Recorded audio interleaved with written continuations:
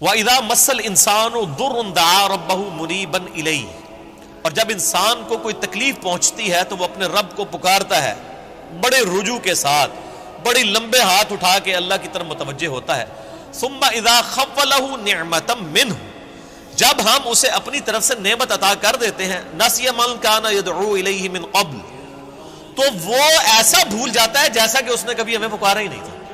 یہی ہوتا ہے، یعنی دنیا میں لوگ اللہ کو پکارتے ہیں، اللہ تعالیٰ مصیبت پریشانی حل کر دیتا ہے، اس کے بعد وہ یا تو اور ہستیوں کی طرف اس تکلیف کو دور کرنے کو منسوخ کرنا شروع کر دیتے ہیں، یا وہ کہتے ہیں جی میری تو پلاننگ ہی بڑی چنگی سی، دیکھو نا میں اس ٹائم بڑا منو سمجھ آ گئی سی کیا ہونا ہے تو میں کر لیا سی، تو انہوں اللہ کا بندہ جنی مرضی سمجھ آ جائے۔ اللہ کے سامنے تو اتنے فیکٹرز ہیں کہ کسی بھی انسان کو کسی بھی وقت وہ آنے واحد میں ہیرو سے زیرو اور زیرو سے ہیرو کر دے، اس کے لیے کوئی مسئلہ ہے؟ یعنی انسان کی ساری پلاننگز دھری رہتی ہیں، جیسا کہ مولا علی رضی اللہ تعالیٰ عنہ علیہ السلام کا قول ہے کہ میں نے اپنے ارادوں کے ٹوٹنے سے اپنے رب کو پہچانا ہے، یعنی میں پورا ارادہ کر لیتا ہوں، سارے کے سارے سرکمسٹانسز فیوریبل ہوتے ہیں میرے لیے، ڈن، اچانک پتہ ہی نہیں چلتا کہ یہ کیا ہو گیا، ایسا ہو جاتا ہے میرے بھائیوں۔ اور یہی چیزیں بیسیکلی اللہ تعالیٰ اپنا آپ انسان کو دکھاتا ہے کہ کوئی شخص اللہ تعالیٰ سے کبھی بھی آزاد نہیں ہو سکتا۔ حتیٰ کہ آپ دیکھ لیں سورۃ الکہف میں آیا کہ اے نبی علیہ السلام کبھی ایسا نہ ہو کہ آپ یہ ایک بات کہیں کہ میں کل یہ کام کروں گا اور آپ انشاءاللہ نہ کہیں، ایسا کبھی نہیں ہونا چاہیے، انشاءاللہ کے ساتھ کہنا ہے۔ اگر وقت کے پیغمبر کو یہ بات کی جا رہی ہے ہمارے محبوب صلی اللہ علیہ وآلہ وسلم کو کہ آپ نے کبھی مستقبل کے بارے میں انشاءاللہ کے بغیر بات نہیں کرنی، کبھی نہیں کرنا ہے میں کام کروں گا، مگر یہ کہ انشاءاللہ ماشاء اللہ کے ساتھ، کیونکہ انسان تو صرف ان فیکٹرز کو دیکھ رہا ہوتا ہے نا جو آپ کے سامنے۔ ہم نے کئی بار چیزیں دیکھی ہیں، ہر فیکٹر کاؤنٹر کرتے ہیں، میرے جیسا تو وہمی بندہ کوئی شاید چھوڑتا ہی نہیں ہے، پھر بھی کچھ کوئی نہ کوئی پاک نکل آتی ہے بچوں، کیوں نکل آتی ہے؟ انسان کبھی آزاد نہیں ہوتا اللہ سے، اس کی تقدیر سے کبھی آزاد نہیں ہوتا۔ اسی لیے الحمدللہ عرصہ دراز سے ہم اپنی پوری ایفرٹ کر کے اس کے بعد اللہ پر ہی توقع رکھتے ہیں، اور میں یعنی جتنا اپنے دنیاوی معاملات میں یا دین کے کام میں ریسورسز کو مینیج کرنے میں وہمی ہوں نا، اس سے زیادہ میں الحمدللہ عرصہ دراز سے اللہ کے بارے میں وہمی ہوں کہ جب کچھ میں سب کچھ کر لیتا ہوں نا، اور مجھے سب سے زیادہ جس چیز کی ٹینشن ہوتی ہے نا وہ اللہ کی ہوتی ہے کہ اللہ تعالیٰ کو رکاوٹ نہ ڈال دے، اللہ کی طرف متوجہ رہتا ہوں ہر معاملے میں۔ اور اس کا میں نے پھر پازیٹیو رزلٹ دیکھا ہے کہ میرے بگڑے ہوئے کام جس میں میں نے کئی چیزیں اوور لک کی ہوئی ہوتی ہیں وہ پھر اللہ نے سنبھالی ہوتی ہیں، وہ خود بخود ریزالو ہونی شروع ہو جاتی ہیں، پتہ ہی نہیں چلتا کہ کہاں سے اللہ تعالیٰ معاملات کو سیدھا کرتا ہے۔ وَمَن يَتَّقِ اللَّهَ يَجْعَل لَّهُ مَخْرَجًا وَيَرْزُقْهُ مِنْ حَيْثُ لَا يَحْتَسِبُ، یہ قرآن کی آیت ہے سورہ طلاق کی، جو کوئی اللہ پر تقوی اختیار کرے گا ہم اس کو وہاں سے رزق دیں گے کہ اسے گمان بھی نہیں ہوگا۔ ان اللہ بالغ امری، اللہ تعالیٰ اپنے کاموں کو پورا کر کے رہتا ہے، اللہ نے جو ارادہ کر لیا نا جس کام کو بلوغت تک لے کے جانے کا وہ اس نے کر دیتا ہے، لیکن قد جعل اللہ لکل شیء قدرا، لیکن ہر چیز کے لیے اللہ نے ایک اندازہ مقرر کر رکھا ہے، یعنی جب وہ وقت آئے گا نا تبھی وہ معاملات ہوں گے، اس سے پہلے نہیں ہو سکتے، آپ جتنا مرضی ٹل لگا لیں، جس چیز کا جو وقت ہے وہ اسی وقت پہ ہونا۔ تو اللہ تعالیٰ فرماتا ہے کہ یہ جب ہم ان کو عطا کر دیتے ہیں پھر یہ فوراً اللہ کو بھول جاتے ہیں۔ وہ میں اگلے دن وہ قاسم علی شاہ صاحب کی ایک ویڈیو دیکھ رہا تھا، انہوں نے بڑی اچھی بات کی واصف علی واصف صاحب کے حوالے سے۔ وہ کہہ رہے تھے کہ وہ بتا رہے تھے کہ اللہ کی طرف آپ کی توجہ اور توکل کا لیول کیا ہونا چاہیے۔ ایک تو وہ توکل ہے جو ہمیں واعظین کی تقریروں میں نظر آتا ہے، ان کی کتابوں میں نظر آتا ہے، پریکٹیکلی وہ 1% اللہ پہ توکل نہیں کرنے والے ہوتے ہیں۔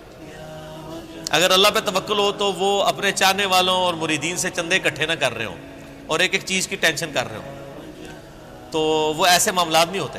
وہ میرے ایک دوست ہیں، یہ واقعہ آپ نے یاد رکھنا ہے، میں دوبارہ آپ کو قاسم علی شاہ صاحب والا بعد میں سناتا ہوں، مجھے ایک اور واقعہ یاد آیا۔ میرے ایک دوست ہیں تو وہ کہتے ہیں کہ میرے ساتھ ایک پیر صاحب کے بیٹے جو ہے نا وہ کالج میں پڑھتے تھے، تو وہاں پہ کافی وہ عرس وغیرہ لگتا تھا، بڑے دور دراز سے لوگ آتے تھے۔ تو کہتے ہیں کہ وہ جب جن دنوں میں عرس ہوتا تھا نا تو وہ پولیس کو بار بار فون کر رہے ہیں کہ جناب سیکیورٹی کا بڑا خیال رکھنا ہے لوگوں دی جی، یعنی یہ لوگ آدھے نے پچھلی بار بھی آیا ہو گیا سی ہے کی ہوا سی جیب کٹ گئی تھی. میں نے دیکھا کہ پیر خانے پہ یا کوئی عرس پہ لوگ جا رہے ہوں, لوگ ان کو وہاں پہ مار رہے ہوں کہ یہاں ادھر کیا کرنے آئے ہیں. وہ تو بیچارے بڑے کمزور لوگ ہیں جو عرسوں کے خلاف ہیں, نہ ان کے پاس یہ کیپیبلٹی کہ وہ مارنے والے تو دوسری پارٹی ہیں. تو کہتا میں نے اس کو کہا یار تم اتنی ٹینشن کو لیتے ہو, مطلب جو آ رہا ہے اس کو کہنا ہے جی اللہ تو بندے ہوئے جیبا کٹ جائیں گے سانو کہ دیں گے تھے آگے. یہ اس نے خود بول کے کہا, اس نے کہا ہمارے مریدین کی اگر جیبیں کٹ گئیں تو یہ ہمیں کیا دیں گے, تو ہمیں ان کی جیبوں کی زیادہ فکر ہوتی ہے. اور مریدین اس لیے سے جا رہے ہیں کہ پیر صاحب جو ہے نا وہی ہماری حفاظت کرنے والے ہیں, اور پیر صاحب آپ کی جیب کی حفاظت کے لیے خود پولیس کے محتاج ہیں. آپ اندازہ کر لیں. اور وہ قاسم علی شاہ صاحب کہنے لگے کہ وہ واصف علی واصف صاحب ایک مجلس میں فرما رہے تھے کہ اللہ کے بندوں میں اور دنیا داروں میں کیا فرق ہوتا ہے. وہ کہتے ہیں اللہ کے بندے جو ہوتے ہیں نا ان کو کوئی اگر پتھر بھی مار دیتا ہے نا آ کے, تو ان کو پتھر مارنے پر بھی غصہ نہیں آتا, وہ اوپر دیکھ کہتے ہیں یا اللہ خیر ہے, وہ غلطی ہوگی. کیوں, یہ حقیقت بات ہے کہ فاعل حقیقی اللہ ہے, یہ ذہن میں رکھیے گا. آپ کو جو مخلوق کی طرف سے تکلیف بھی پہنچتی ہے نا اس کا فاعل حقیقی بھی اللہ ہے, کیونکہ جو ہزاروں تکلیف کے درمیان ہرڈل بنا ہوا ہے اسی نے اجازت دی ہے نا کہ چلو ایک چونڈی انہوں وڈ لے جائے, کیونکہ ہزاروں تکلیفیں تو اس نے آلریڈی بلاک کی ہوئی ہیں, ہمیں تو پتہ ہی نہیں کہ کہاں کہاں سے. آپ نے اگر یہ چیز دیکھنی ہے تو آپ حیران ہوں گے کہ چھوٹے بچوں کا بڑا ہو جانا یہ معجزے سے کم نہیں ہے. بچے جس طرح اندھوں کی طرح بھاگتے ہیں, ایک کن پٹی پہ صرف ایک جو ہے کارنر لگنے کی مار ہے نا بچے کی ڈیتھ, بڑا بندہ مر جاتا ہے. کس طرح بستروں سے گرتے ہیں, جا کے کبھی کہیں گرتے ہیں, سیڑھیوں سے نیچے گر جاتے ہیں, کہیں جا کے لگتے ہیں, کبھی کچھ ٹوٹ جاتا ہے, کبھی ادھر آگ کے قریب بندہ کہتا ہے اوہ شکر ہے جی بس نیڑے ہی نیڑے بچا ہے, اللہ نے بنو اللہ نے بچایا ہوتا ہے, ہمیشہ ہی بچ جاتا ہے بندہ. کتنے بچوں کی آنکھیں نکل جاتی ہیں بچپن میں, ورنہ تو آدھے ادھر جو ہے وہ کاڑے بیٹھے ہوئے ہوں. یہ اللہ نے بڑے کیے ہوتے ہیں. یہ اللہ قرآن پاک میں آیات ہیں, اللہ فرماتا ہے کہ ہم نے فرشتے معمور کیے ہوئے انسانوں کی حفاظت کے اوپر. یہ ساری چیزیں اللہ لے کے چل رہا ہوتا ہے. لیکن اللہ فرماتا ہے جب ہم تکلیف دور کر دیتے ہیں پھر کہتے ہیں یہ تو کوئی کہہ دیتا ہے بزرگوں نے کیا ہے, کوئی کچھ کہہ دیتا ہے, کوئی کچھ کہہ دیتا ہے. وہ ایک مجھے لطیفہ یاد آ گیا, وہ ایک بندہ جو ہے وہ سمندری طوفان میں پھنس جاتا ہے, اور جب وہ ڈوبنے لگتا ہے تو کہتا ہے یا اللہ منو بچا لے, میں دیکھ دیا گا تیرے نا دی. ٹھیک ہے جی, تو وہ اللہ تعالیٰ بچا لیتا ہے. تو وہ پھر کنارے آ کے کہتا ہے جی وہ تو پھر ظاہر ہے اس نے مکر ہی جانا ہوتا ہے, جو اللہ تعالیٰ فرماتا ہے کہ جب ہم ان کی تکلیف دور کرتے ہیں پھر یہ بھول جاتے ہیں ہمیں. تو کنارے پہ پہنچ کے آتا ہے کیڑی دیکھ, کوئی دیکھ شیک نہیں ہو. تو وہ پھر ایک اور ہچکولا اس کو آتا ہے, تو پھر وہ سمندر میں کہتا ہے نہیں یا اللہ میں پوچھ رہا تھا مٹی کے لوڑی, ٹھیک ہے کیڑی دیکھ تم مراد ہے, مطلب نہیں یہ اللہ نے تو نہیں دھوکھا دیتا جا سکتا ہے, دنیا ہی دھوکھا دیتا جا سکتا ہے کہ میٹھی دیکھ یا نمکین. تو یہ وہی چیز ہے, اللہ تعالیٰ فرماتا ہے کہ یہ جب ہم ان کی تکلیف دور کرتے ہیں تو اس طرح بھول جاتے ہیں کہ جیسا کہ ہمیں کبھی پکارا ہی نہیں تھا. وَجَعَلَ لِلَّهِ أَنْدَادًا, اور اللہ کے مقابلے پہ اور ہستیاں کھڑی کر دیتے ہیں کہ یہ انہوں نے کیا ہے. بچہ اللہ نے دیا ہوتا ہے, کہتے ہیں نہیں وہ ان کی وجہ سے ہوا ہے. لِيُضِلَّ عَنْ سَبِيلِ, تاکہ بہکا دیں اللہ کی راہ سے. حقیقت بات ہے کہ یہ شیطان انسان کے دل میں یہ وسوسہ ڈالتا ہے کہ یہ فلاں کی وجہ سے ہوا ہے. آپ ہندوؤں کے پاس چلے جائیں, وہ بھی یہی کلیم کرتے ہیں کہ جی ہم فلاں مندر میں گئے تھے تو ہمیں اولاد ہوگی, حالانکہ اللہ دے رہا ہوتا ہے.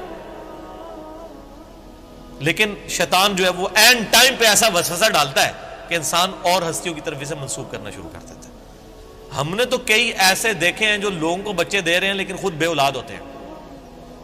ان کو کہ آپ کیوں نہیں اولاد ہو رہی ہے. سورہ شورا کا آخری رکوع پڑھ لیں, اللہ فرماتا ہے اللہ جسے دیتا ہے بیٹے دیتا ہے, جسے چاہتا ہے بیٹیاں دیتا ہے, جسے چاہتا ہے دونوں دیتا ہے, اور جسے چاہتا ہے محروم رکھتا ہے. نبی علیہ السلام کی صرف ایک بیوی ہے جس سے اولاد ہے, سیدہ خدیجہ سے, یا ایک ماریہ قبطیہ سے سیدنا ابراہیم علیہ السلام پیدا ہوئے, وہ بھی فوت ہو گئے. باقی آپ کی ساری بیویاں بے اولاد ہیں. کیا نبی کی بیویوں کی خواہش نہیں تھی کہ ان کی اولاد ہو؟ اللہ کی مرضی. سیدہ عائشہ محبوب ترین بیوی ہیں, جوانی کی عمر میں بیوہ ہوئی ہیں, کوئی اولاد نہیں ہے. اللہ ان کو ایک بچے ہی دے دیتا کہ حضور کے بعد انہوں نے 47 سال تک زندہ رہنا تھا, کہ چلو ان کی ایک دل جوئی کا معاملہ ہو جاتا کہ 18 سال کی عمر میں بیوہ ہو گئی ہیں. ایک بچہ ہوتا تو ان کی زندگی بھی اس کے سارے گزر جاتی. نہیں, یہ اللہ کے فیصلے ہیں. قل تمتع بکفرک قلیلا, اللہ کا اس پہ غضب دیکھیں. اللہ فرماتا ہے نبی ان سے فرمائیے کہ یہ جو تم کفر کر رہے ہو نا اور یہ جو لطف اٹھا رہے ہو ہماری نعمتوں سے کہ تمہیں ہم کوئی نعمت دیتے ہیں تو تم اور ہستیوں کی طرف منسوب کرتے ہو, اٹھا لو تھوڑی دیر کے لیے دنیا کی زندگی میں, انک من اصحاب النار, پھر تو تم مرنے کے بعد دوزخیوں میں ہی شامل ہوگا انسان. یہ سنگولر کے سیغے سے نا ایز اے ڈاکٹرین یہ لفظ استعمال ہو رہا ہے کہ تو اٹھا لے جو کچھ تو نے نفع اٹھانا ہے دنیا کی زندگی میں, تو منسوب کر لے مخلوق کی طرف, پھر تو نے مر کے نا ہمارے پاس جب آنا ہے تو آگ ہی تیرا مقدر ہوگی, دنیا میں تو نے جو کچھ کرنا تھا وہ کر لیا.